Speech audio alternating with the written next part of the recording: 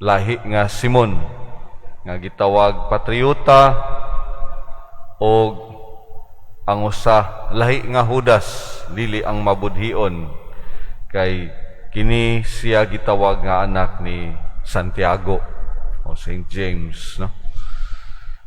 Gamay rang bahin ang nahasulat bahin nining duha except nga giingon nga nahimong kabahin diha sa unang gitawag o gipili sa atong Ginoo nga moambit sa iyang misyon.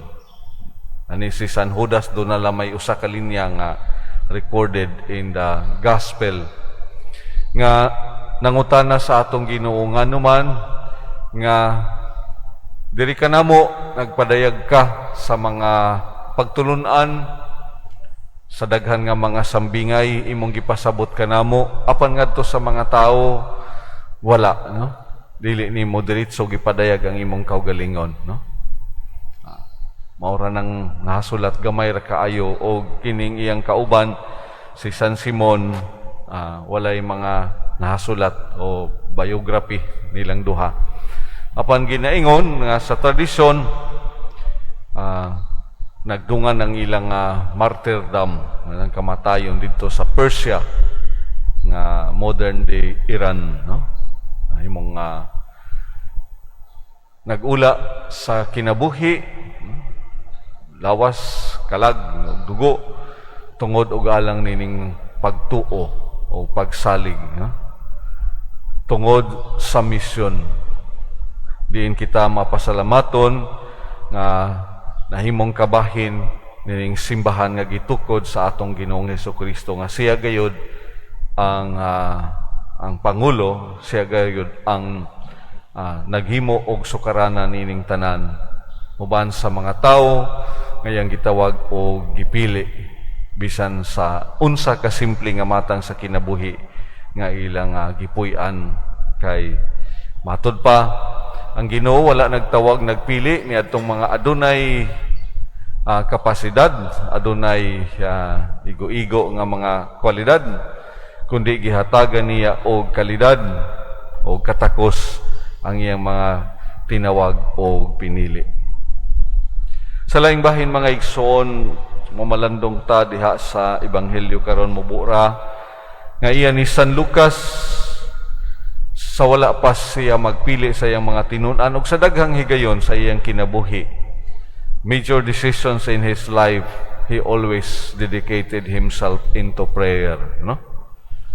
Adtong panahon na mitunga si Jesus sa usa ka bungtod aron pagampo, nagampo tibok gabii. And then pagkabuntag gitawag og gihinganlan niya ang iyang mga tinun-an. Utang na malandong ko nining bahin, unang bahin diya sa atong Ebanghelyo. In all major events in the life of our Lord, He always prayed. He always asked guidance, no, from the Holy Spirit. Bisan kon siya ang Ginoo, bisan kon kanunay in communion with God the Father ang iyang mga decisions and actions, no? But we can still ask na sa atong tawhanon nga mga panglantaw o mga panghunahuna, why in the end there was one nga naglahi gihapon og dalan nga iyang gipili, no? Si Judas Iscariote ang mabudhion. Tinawag og mga pinili, no? Giampuan gayud og maayo sa atong Ginoo. Gipangayo gayud niya kining guidance sa Dios nga Amahan. Sa ngadto-ngadto adto nagihapoy mga ingon nato nilihis diha sa iyang mga plano. O dili ba kahimo nahimong kabahin kini diha sa plano sa kaluwasan, no? That is why in our life, no, we pray, no? We ask the Lord's guidance. We make discernments in our major decisions in life, but we are not in control of the whole thing, no? Nga isalig ang tanan ngadto sa Ginoo ug dili lamang magpakawa sa paglaom. Sa prepasyo diha sa santos nga misa ang atong pagdaig, ang atong paghimaya, pagpasalamat sa Dios, ang atong mga pagampo wala nakadugang sa iyang Dios noon nga kinabuhi, kundili nakatabang hinuon kini kanato diha sa atong pagkatawhanon, no? Diha sa atong pagpasalamat ug pagampo, dili nakadugang sa kabalaan sa Ginoo kundili sa kinabuhi sa tao.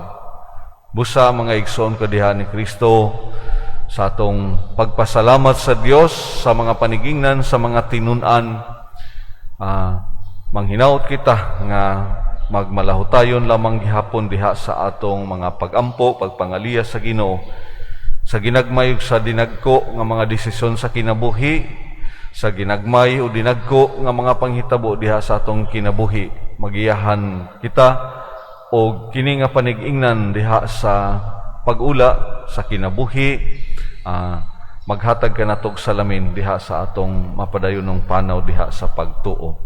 Sa unang pagbasa si San Pablo nagpahimangno kanato, dili na kita mga aliens, no?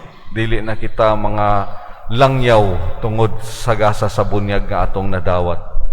Kita iya sa Dios, busa makasalig gayud kita sa iyang pagiya, paglamdag o pag-uban kanato bisan pa man sa mga panahon usahay nga anaa ra gihapon ang atong pagkatawhanon o anaa ra gihapon ang atong pagkakalibutanon.